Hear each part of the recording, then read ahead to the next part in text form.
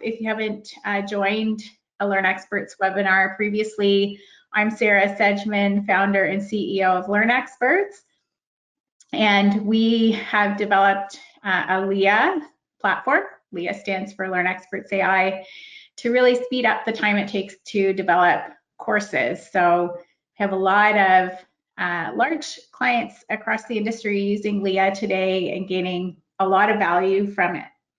So I'll start with you, Stephanie. If you could introduce yourself, what your role is at Knak, and also what the company Knak does. And I'm actually based in Calgary, Montrealer, born and raised, living in Calgary for the last 2 years. And I joined Knak just over a year ago, and really looking forward to the conversation today. Just in the last year, I've learned so much about what it takes to educate customers to be successful with a platform like Knak. So I'm definitely looking forward to sharing my learnings and answering any spicy questions that could come up today as well. Rob, over to you. If you could introduce yourself as well and tell us a bit about your role at Coveo and what Coveo does in the industry. My name is Rob Rathwell. I'm the Vice President of Customer Success at Coveo. Seems very rapidly approaching my 1-year anniversary there. So it feels like just yesterday I joined, but coming up on a year.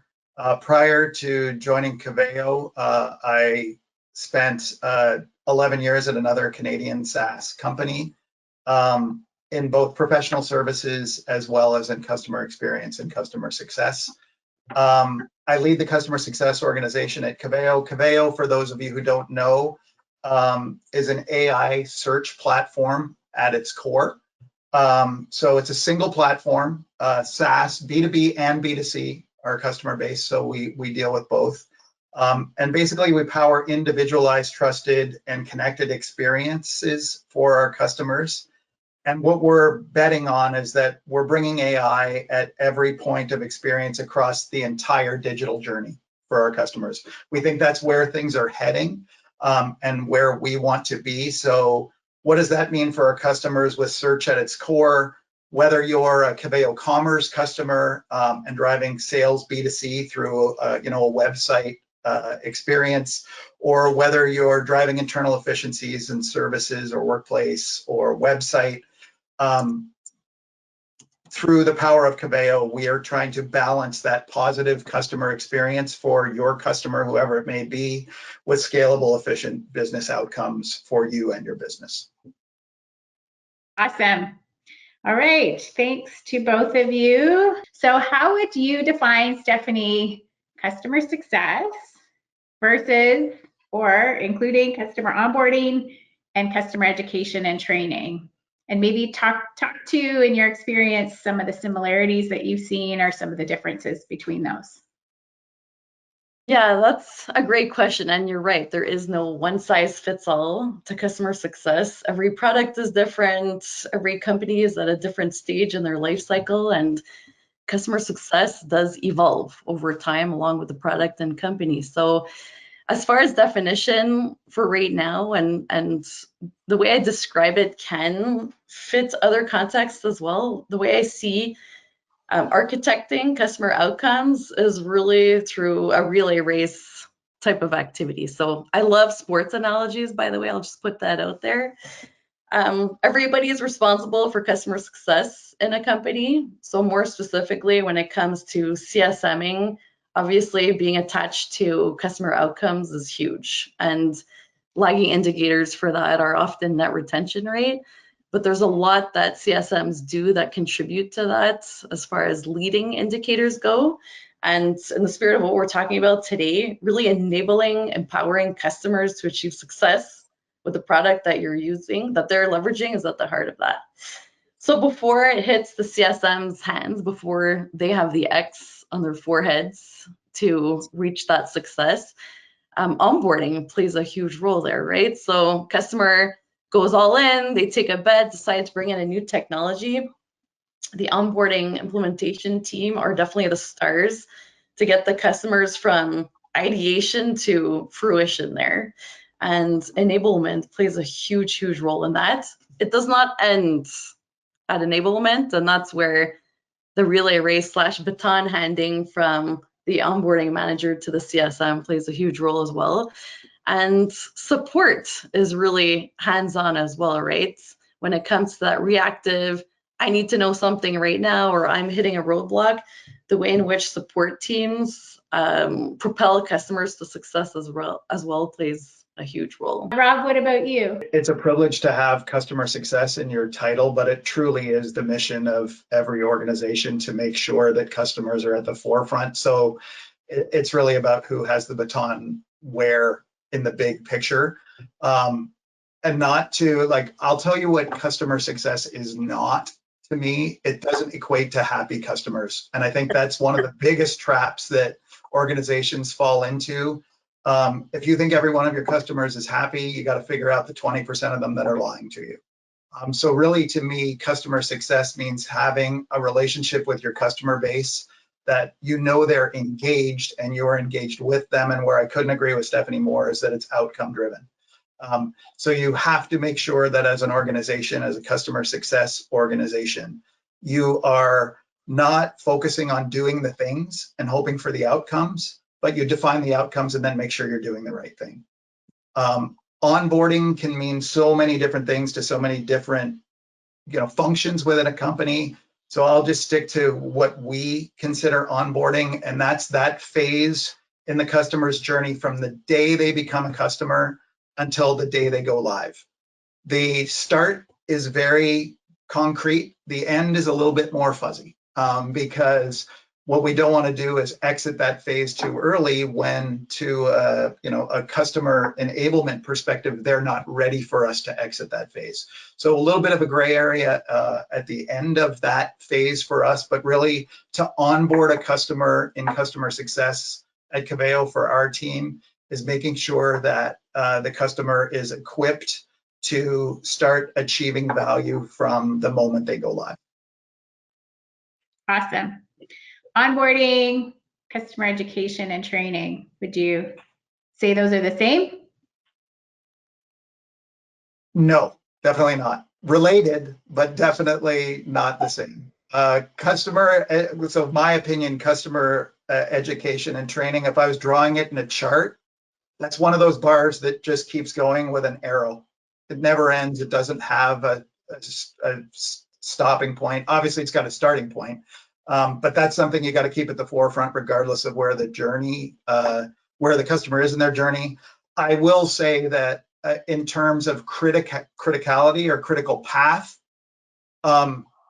absolutely making sure it starts on day zero is critical. It will ebb and flow where you are in enabling your customer throughout the rest, but it certainly never stops.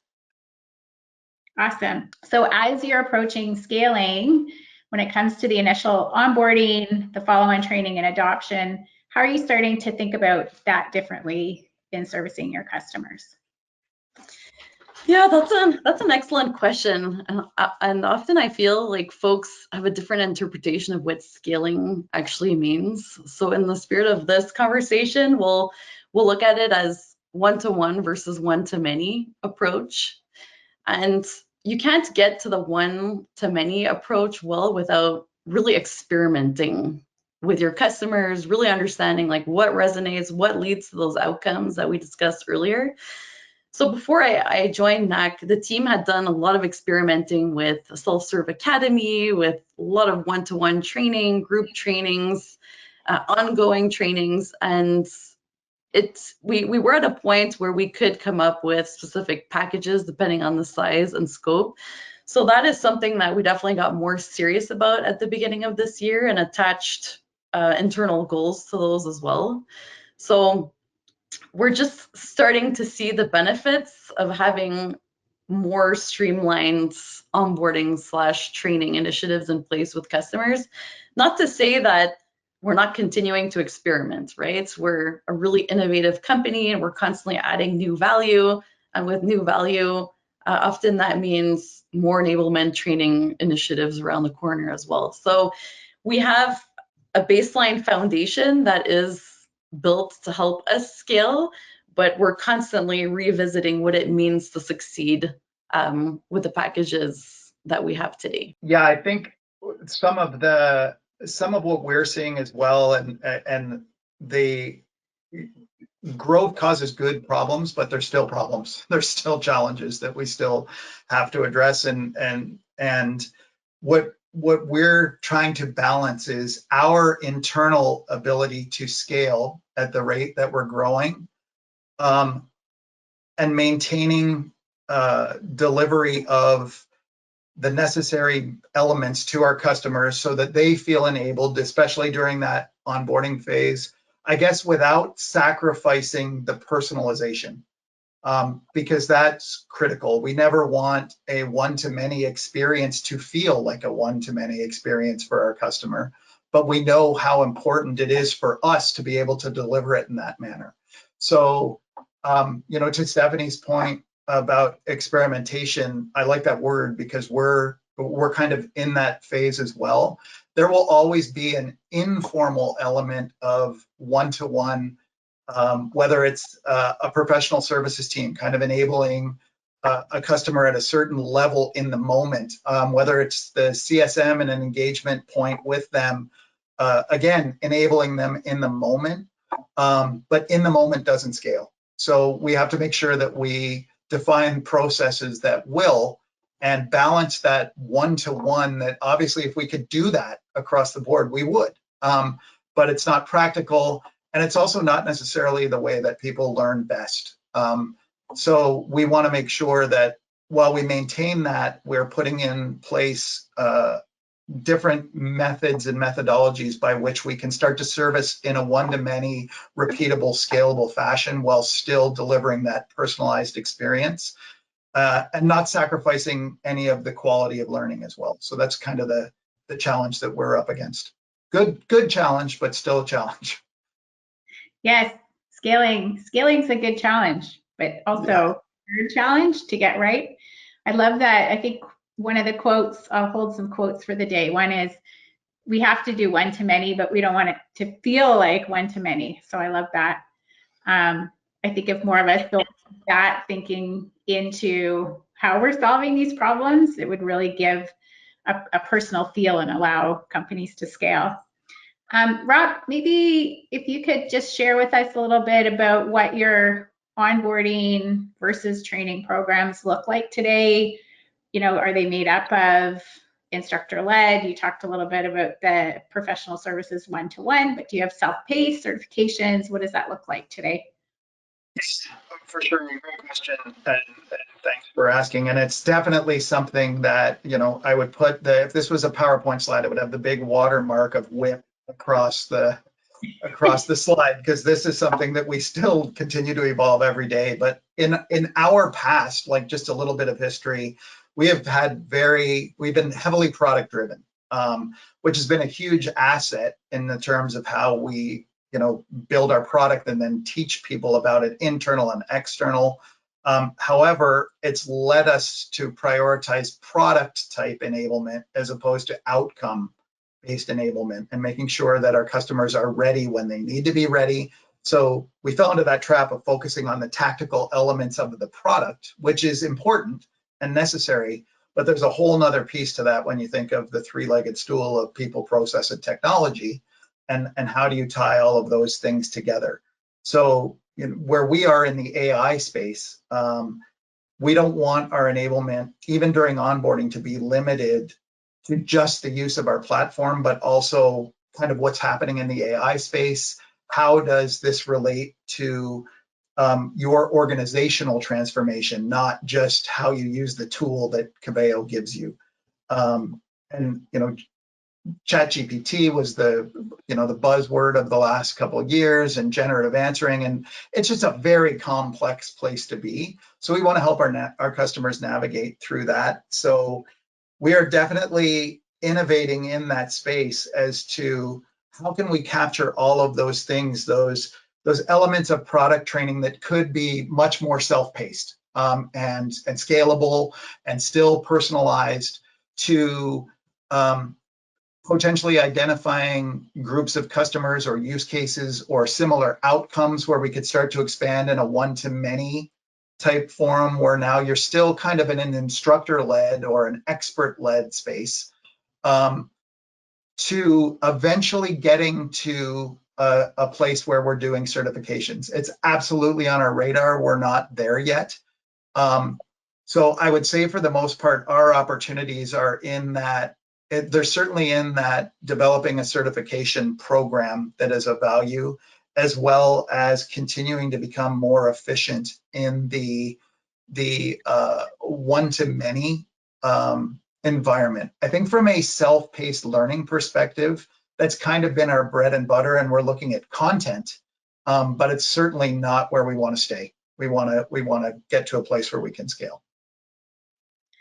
Okay, great. And for onboarding at Coveo, is it still largely one-to-one, or do you scale? Do you have some self-paced training for that as well? Some one-on-one? Yep, you still have the human. Yeah, we still have the human touch, but it's not. It's actually more of a guidance to the customer of where to go for self-paced. So I would be overstating the one-to-one instruction to more of a, we kind of have an onboarding framework for customer X or customer Y, depending on what their use cases are, with a path. And the one-to-one is more around guiding them through the path and making sure the right people are in the right place at the right time, and absorbing the self-paced learning. But we need to augment that with how do we tie that to a certification, to a minimum level of training at certain points in the journey to make sure that the customer is ready to support themselves, say. Okay, great. And Stephanie, what does your onboarding training programs look like today? And we'll get to where you're going. Rob, I know you talked a little bit about that, so that's great. Yeah, I'll preface with a little bit of the why before I answer the question directly. When I mentioned earlier, there's no one size fits all. When it comes to building out your training and onboarding programs, it's critical to get really curious about where your customer is at. Do they have a technology like this today that they're replacing? Or are they coming in completely new to this, and huge change management endeavors are going to be required to be successful, right? So if you can distill to, you know, the 3 top scenarios that your customers will come to you with, then you can come up with the right training program, the right onboarding to really expedite that first time to value. So in our case here at Knak, this is a technology that completely revolutionizes and changes the day-to-day for the marketer. So change management required. This is not a light switch type of flipping effort that happens here. So where I'm going with answering this question is that, you know, really early at Knak, before I joined in the starting years, where everybody had to wear all the hats in a startup space to get customers onboarded and educated and understanding the power of what Knak could do for them, it was almost out of survival mode that Knacksters came up with an academy. So we do have a certificate that our customers can go through from end to end, which is really comprehensive. And customers have really enjoyed this experience. They get their certificate at the end. They often share it on LinkedIn, which is really great too.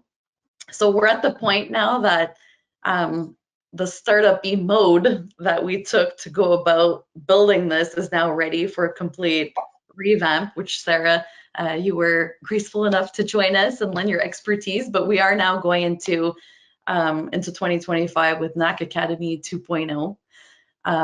So what we have today works, but it definitely needs to be revitalized. Do you want to describe the Academy 2.0? I know you have a team name as well, which is fun. Yeah, we know that this is a huge project. And when I first joined, the team felt really in a rush to get an LMS onboarded without really thinking critically about what type of content we wanted in this LMS. So in the last 6 months, we've gone back to the drawing board. We're back to experimenting. We're connecting with our customers and asking them for feedback. And there's nothing, there will never be a replacement for raw, direct feedback coming from your customers. So we've spent a lot of time investing in that. And yeah, we are going to be leveraging your technology as well, Sarah, to help expedite our ability to build that content next year. So it will be self-paced.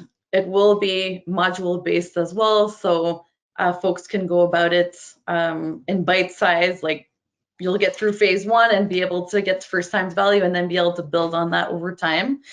And as I mentioned earlier, I think Rob pointed this out as well, learning is never over, especially in innovative environments like ours. I think Knak and Coveo are 2 companies that are constantly pushing the boundaries on their technology. So there's always more to learn.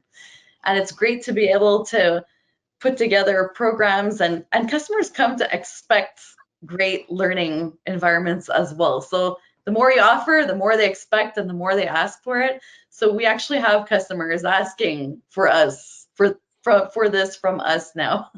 When's the next, Knak Academy coming out, and when are you going to have this learning module so I can share with my team? So yes, we are a little bit victims of our own success on this front. Yes. So, and then what about, Stephanie, so as you onboard customers, they're a new client, maybe you need to spend a bit of time with them too, talking through what they had and what they're going to use now and change management.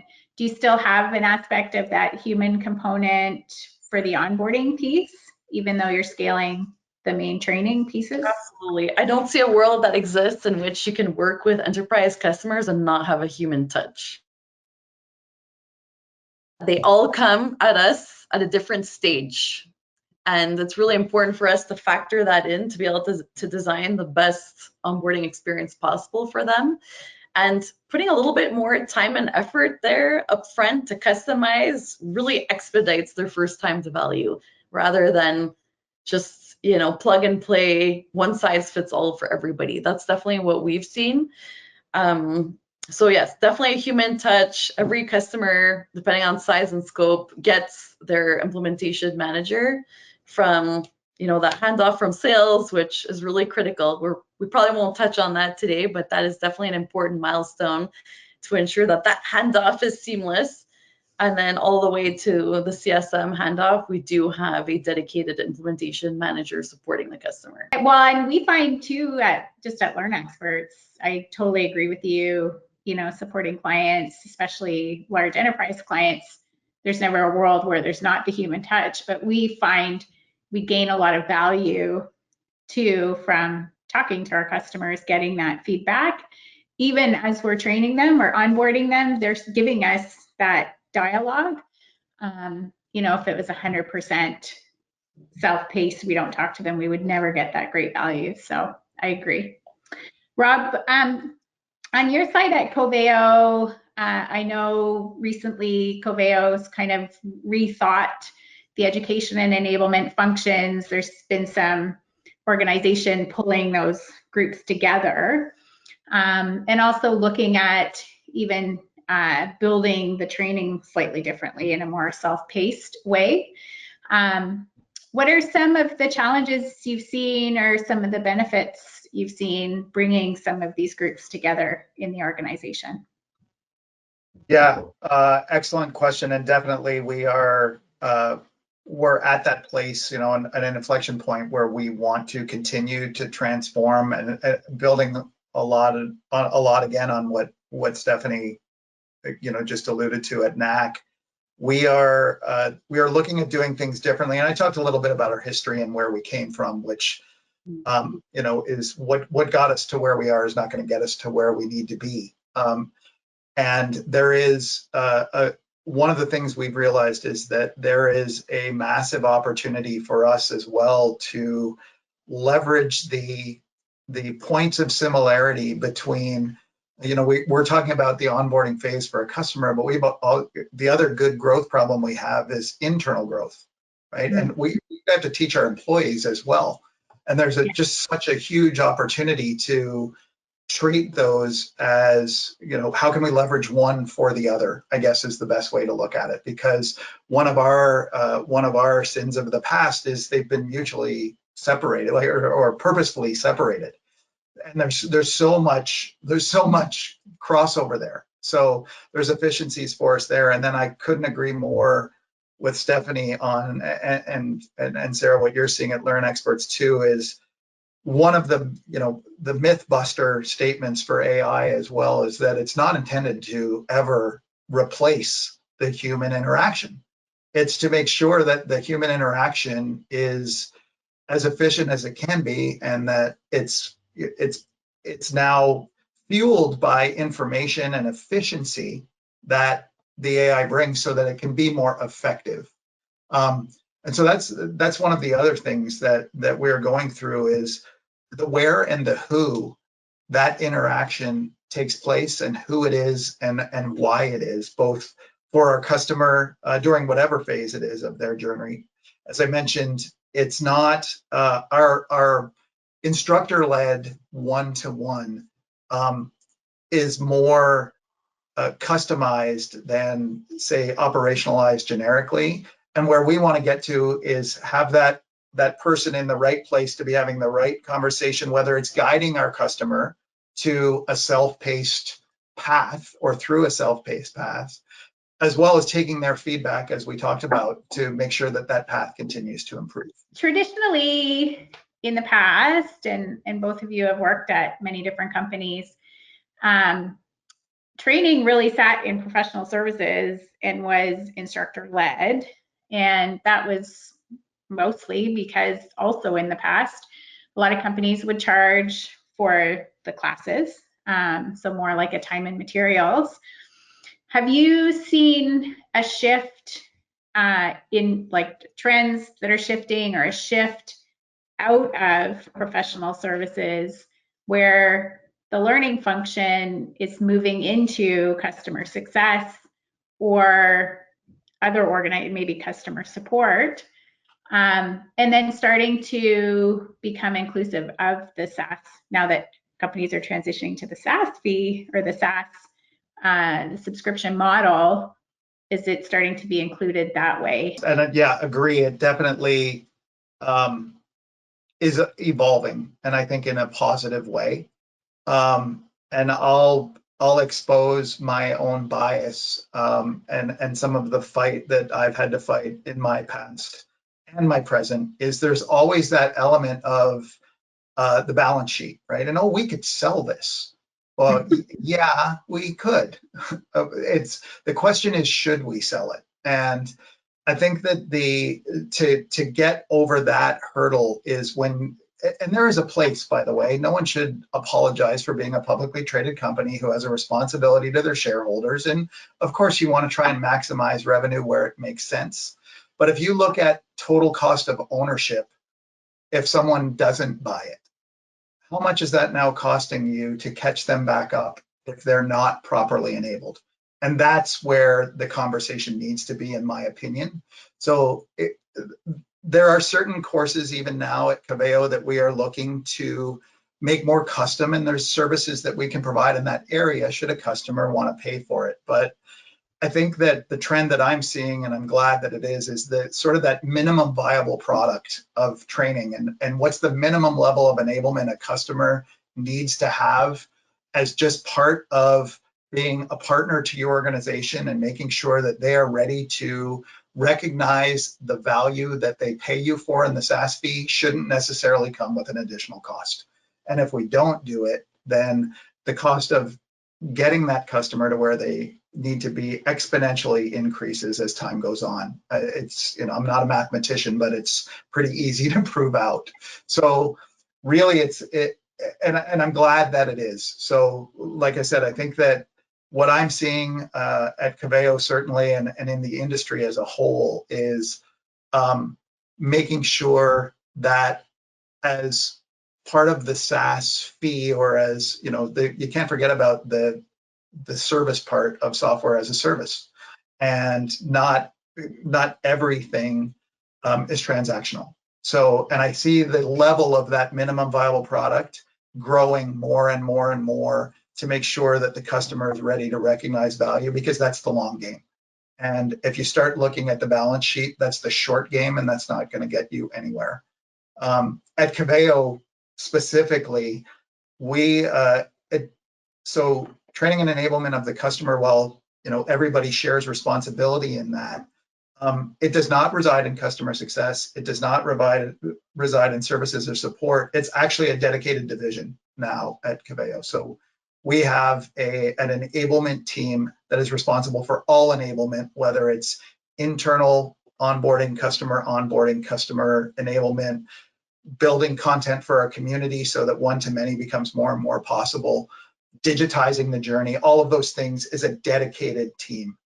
Which is also very encouraging. That's definitely a trend that we didn't see in the past that we're starting to see now.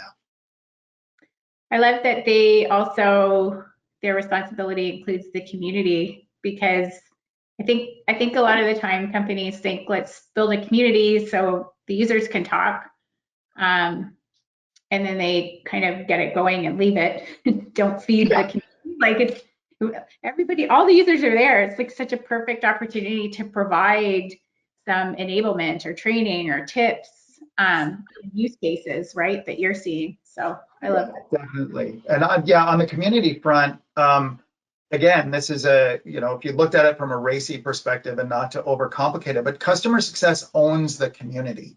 But enablement certainly has some R's and A's in the RACI chart around content and making sure it's consumable and current and relevant, I guess, to every one of our customers. So this is one of those communities, something that takes a village, but absolutely enablement plays such a huge part. Stephanie, what about you? Any trends around, now a lot of companies moving to subscription model and really baking in that onboarding and training? Yeah, I did mention this earlier, but this is my 5th rodeo. So I've been a CS leader in 5 different contexts right now. Sure, there's similarities, but for the most part, like, my biggest takeaway is that the way you build out enablement, customer facing, like post-sale customer facing teams really is in function of what you want to do with your product and the outcome that you're looking to drive. And sure, as companies grow, departments can take shape as well. People wear less hats and focus on expertise in their day-to-day as well. But at the end of the day, if all these departments don't have at least one mutual goal when it comes to successful outcomes for customers, like, you have to look at yourself in the mirror and really understand that you're missing opportunities there to come together. So yeah, I don't have any particular opinion on, specific enablement department versus CS. I think it has to do with where you are at in your growth journey as a company. But I will say that my opinion on whether or not to include this in the SaaS cost has evolved a lot in the last year. So I was very confident that, if you're to build a product and you want your customers to be successful, you should do whatever it takes to help them along the way. But in the last year, I've come to really understand that customers are really showing up at your doorstep with a completely different set of resources at different points in their journey. And customers, at the very least, should have the flexibility to choose what type of support that they want beyond the foundation. So customers that are, experts in what you do and choose to partner with you and can get to the finish line successfully with very limited for them, versus other customers that have very limited resources and want to lean into you a lot more and are going to be a little bit more time consuming. You want to make sure that your balance sheet is healthy at the end of the year for that type of support. So my stance on this has softened quite a bit. And again, going back to like experimenting with what it takes to be successful whilst being vigilant on what it costs to your department, I think is the right approach as a leader. And also ensure that from an OKR perspective or goal perspective, if you're working on this outcome with any other department, including the product team, which have big stakes in the game here, right? That you've got mutual goals there that you can keep a very close eye on together.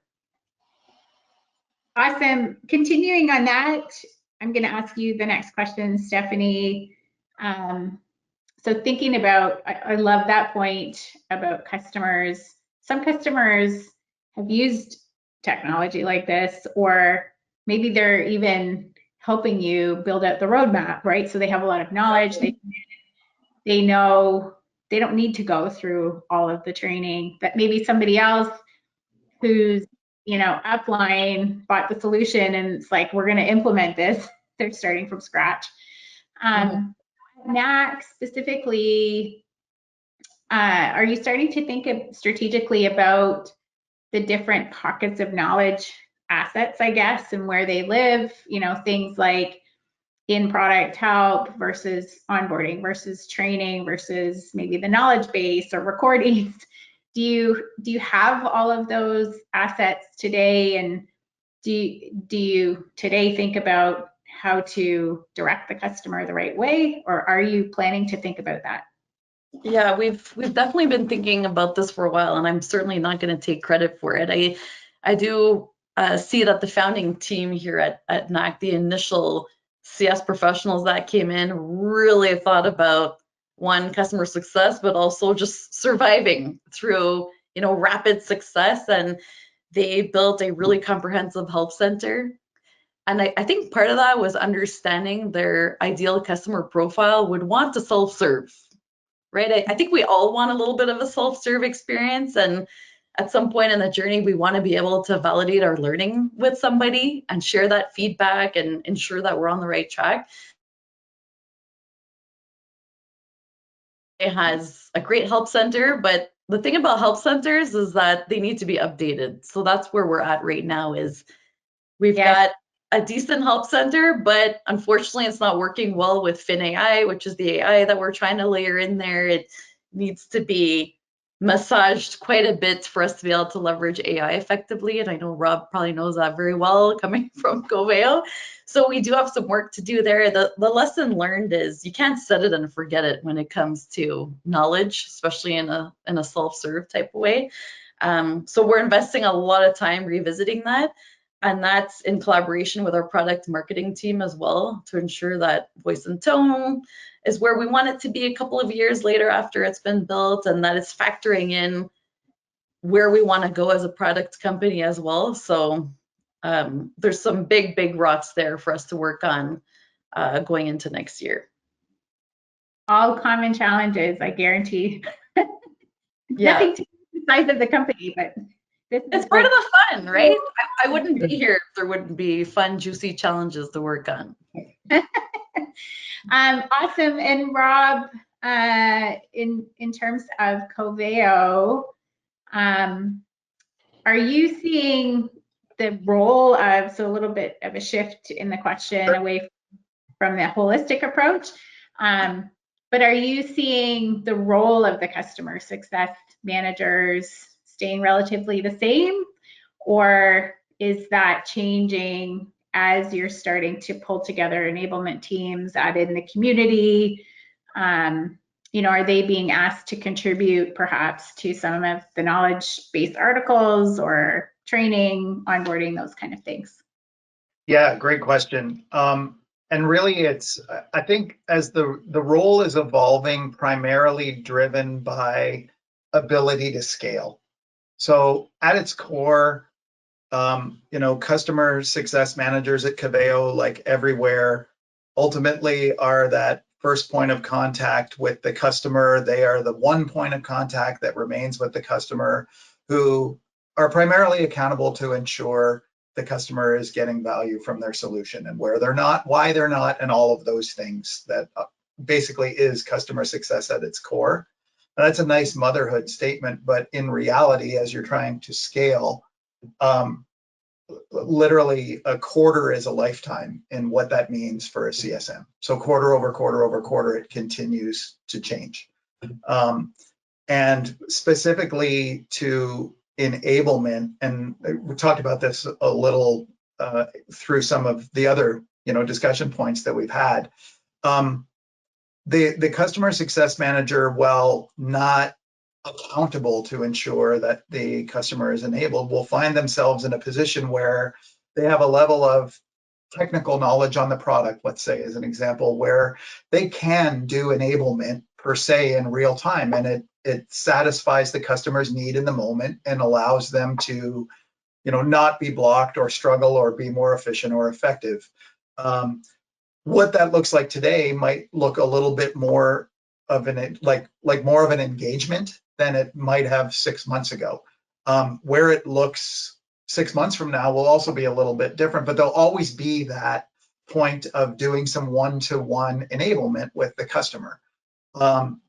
That guidance to where to be on the enablement path for a customer will also always be the role of a CSM. But I agree. I loved what Stephanie said about ultimately, all customers want to be as self-serving as they possibly can. And so the more that enablement piece for a CSM shifts towards pointing them or giving them the ability over time to be more self-sufficient in whatever that means, where you are as a company in your journey, that's the sweet spot. If you can find that spot, that's where you want to be. And I will say, I talked a little bit about the relationship between internal onboarding and employee onboarding and customer onboarding, and where those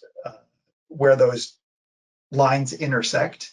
And I think one of the challenges that we have specific to the CSM role, and in being that point of enablement with their customers, and what does that mean, is making sure that they're never overmatched in a conversation. So it sounds very political to say, sitting on the fence, to say a CSM always has to know enough to know enough. And then depending on who you ask, what's enough? Well, that's the challenge. So right now in our journey, the enough is that one-to-one kind of real-time enablement plus leading them on a path.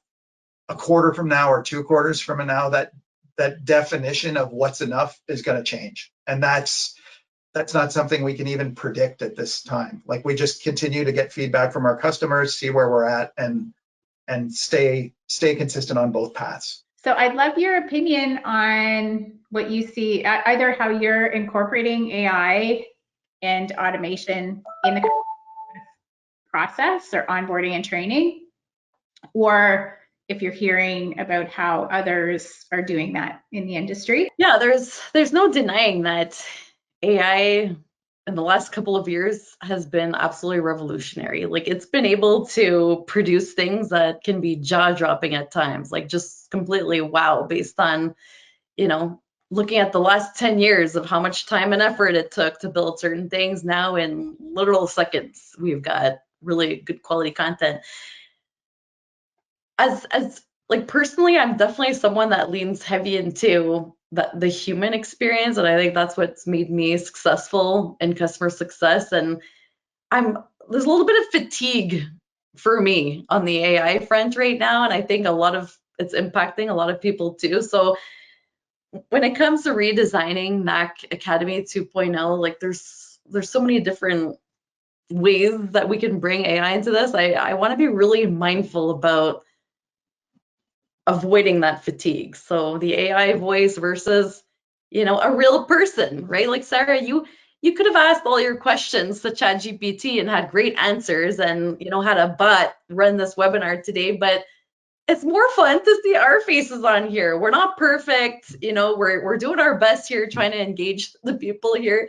So yeah, I think there's a fine line there, and I'm just really conscious and sensitive around it.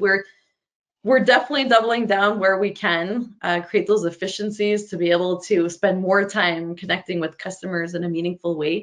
We do have AI, we leverage FinAI through Intercom, and our customers just love chatting with our support agents so much that they'll often get rid of the chat to talk to Jessica, because they love Jessica and they have a meaningful interaction with her. So we're definitely testing, dabbling, wanting to invest more in this in a meaningful way, whilst also knowing that the human experience that we double down on here at Knak is what people remember at the end of the day.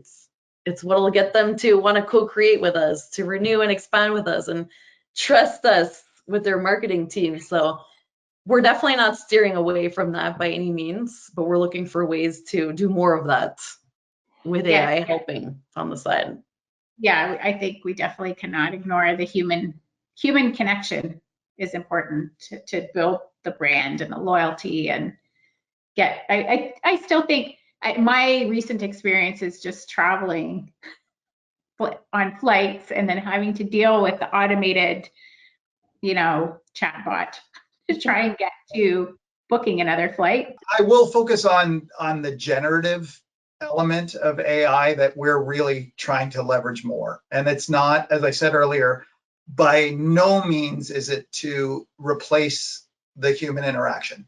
And I'd be doing a disservice to the business side out there, that there is definitely an element where increasing the efficiency of your organization through deflection of any kind through generative answering is not necessarily a bad thing.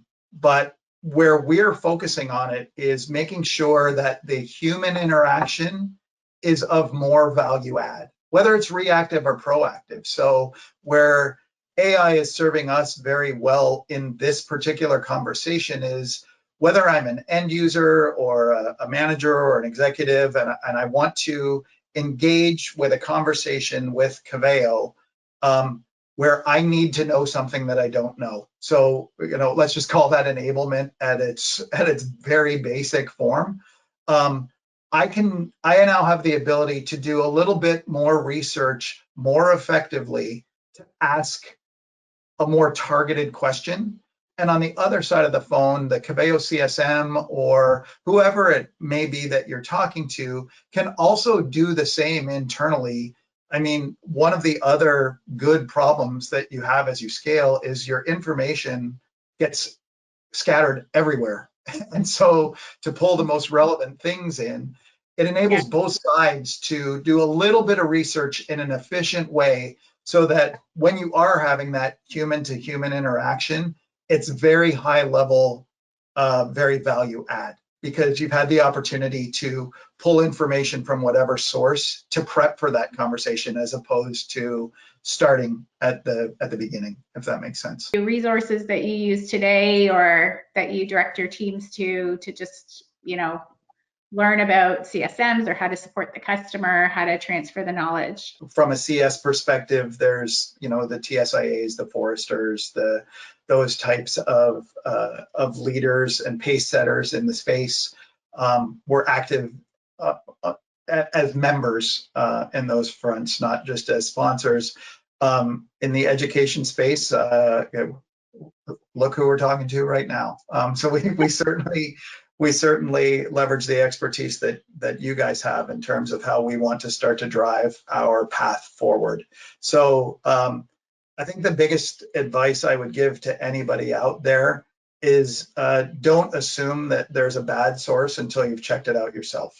So, if you hear about it, whether it's from Steph or from me or from Sarah, don't take our word for it necessarily, but go there, check it out, and don't eliminate it based on anything until you've seen it yourself. Awesome. And Steph, one last minute resources that you've used over the years or you send your staff to today. Yeah, classic CS tools that really keep giving and giving over time, just really improving their technology. Gong. So many interesting points to uncover there that can essentially feed your learning strategy as well. Fellow, another Ottawa-based company, when it comes to just capturing discussions, one-on-ones, team meetings, being able to create great action. LearnExperts, we can't wait to dabble in that. I have to say, Sarah, when I learned about your technology, I was really relieved that this existed and could really help us expedite our strategy there as well. And Intercom has some really good stuff going as well. So we are big Intercom customers, and whatever they're offering, we're trying it. So again, there's a lot that goes into preparing yourself for technology like that, and we're well underway now.